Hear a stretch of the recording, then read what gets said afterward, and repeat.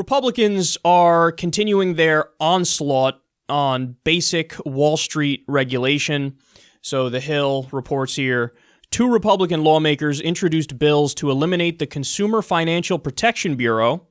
The bills from Senator Ted Cruz and Representative John Ratcliffe would repeal Title X of the Dodd-Frank Act, which established the Consumer Financial Protection Bureau.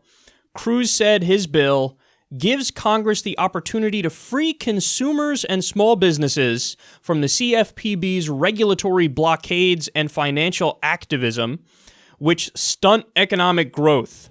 While there's much more to do to scale back the harmful regulatory impositions of Dodd-Frank, this legislation takes a critical step in the right direction.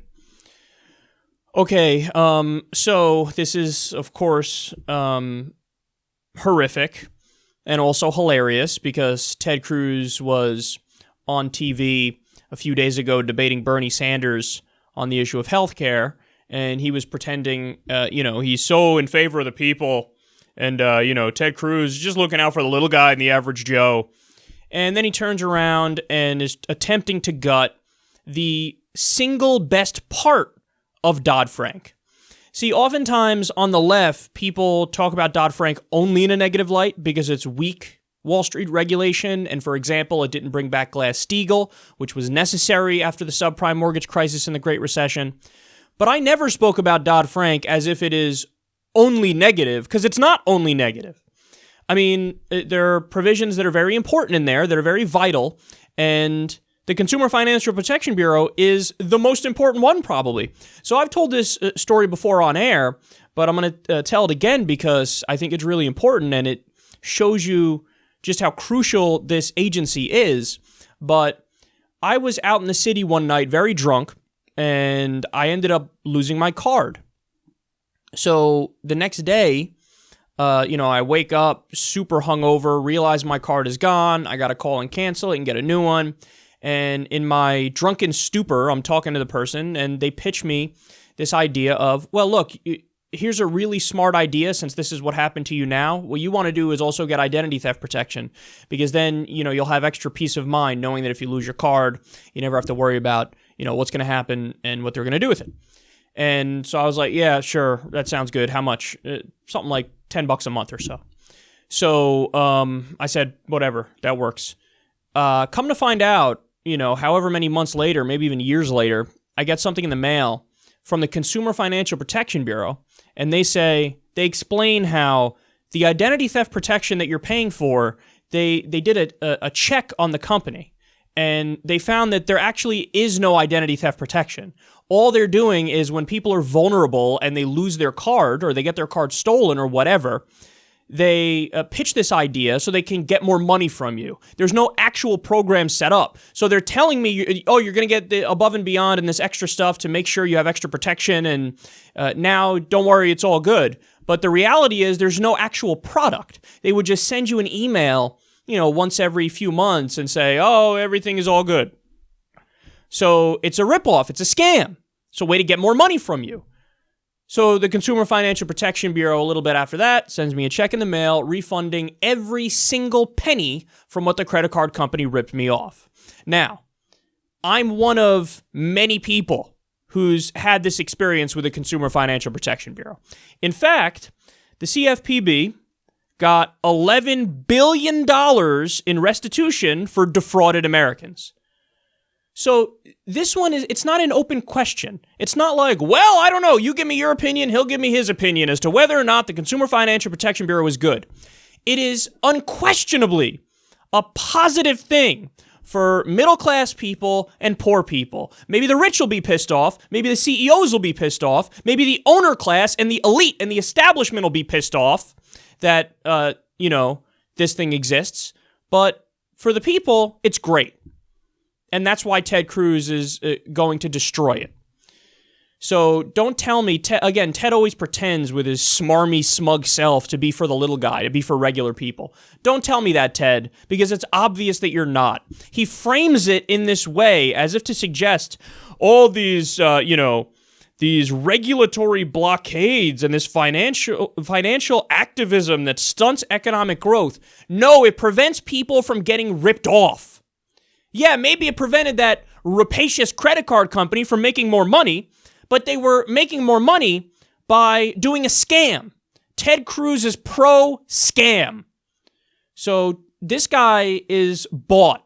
That's the bottom line. And what's hilarious is during the campaign, in the primary when he was running against Donald Trump, he went out there and he kept making these arguments. Oh, yeah, I'm for the little guy. I'm for the middle class. And, I'm against Wall Street. And then he would go to Wall Street for fundraisers and he'd raise money from them. So he's a liar. That's what he is. Ted Cruz is a fucking liar. He's not looking out for you. And what drives me crazy, and this was the problem with the healthcare debate, is that he's presented like an honest actor that has a principled stance. And, he just disagrees with liberals and, hey, this is why, let me explain it. That's his whole shtick. But as I explained at the time when discussing the healthcare debate, Bernie was saying things that were factually true, backed up by the evidence and the studies. Ted Cruz was lying and misleading you. So he would, for example, say, oh, the waiting lines in the single-payer countries, horrendous. That's why we can't have them here. People waiting for surgeries. And he would tell you anecdotal stories of horror stories from single-payer healthcare countries. Well, you do a little research and you find out that the waiting lines in single-payer countries for elective procedures. So they prioritize based on need in those countries, whereas we prioritize based on the size of your wallet, which is why 45,000 people die every year in the U.S. because they don't have access to basic health care. Ted Cruz wasn't up there telling you the horror stories of even one of those 45,000 people that die every year. He didn't mention that at all. He gave you the misimpression. He implied, well, the U.S., everything is hunky-dory, but, oh my God, look, let me tell you this terrible story from Canada.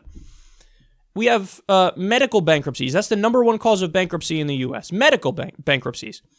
What is that in Canada? There are 0 people that have that. There's no such thing as a medical bankruptcy.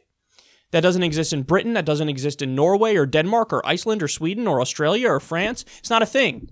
We have that here. Does Ted Cruz care? He doesn't give a fuck. So you see the same thing going on here with his policies when it comes to regulation. I'm against them. I'm against regulation because something, economic growth, whatever. No, he's against them, maybe because he drank the ideological Kool-Aid as well.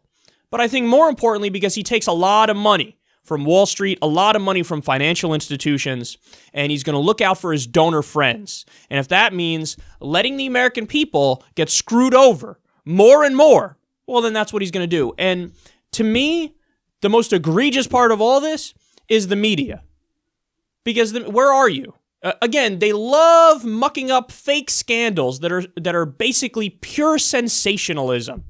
So if Donald Trump meets with Kanye West, they'll cover that for a day and a half. Kanye recently deleted all of his tweets that mentioned Donald Trump. They covered that.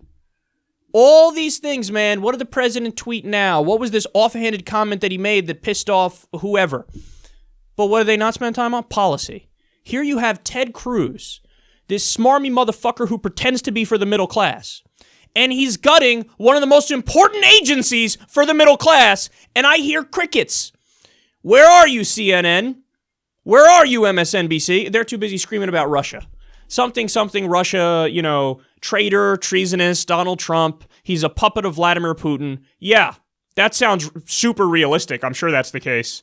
Vladimir Putin is going to invade Nebraska in 3.5 days, so buckle up. So they'll cover all that nonsense. Here's the real scandal. Here's the real conspiracy. It's right in front of your eyes. It's Ted Cruz voting to screw over the American people, proposing a bill to screw over the American people. We should rise up in unison against this. But instead, they don't cover it, or they treat it like it's a perfectly legitimate, debatable issue as to whether or not the Consumer Financial Protection Bureau is good for regular Americans. That's not an open question. It's fantastic for regular Americans, and this was Elizabeth Warren's brainchild, so credit to her.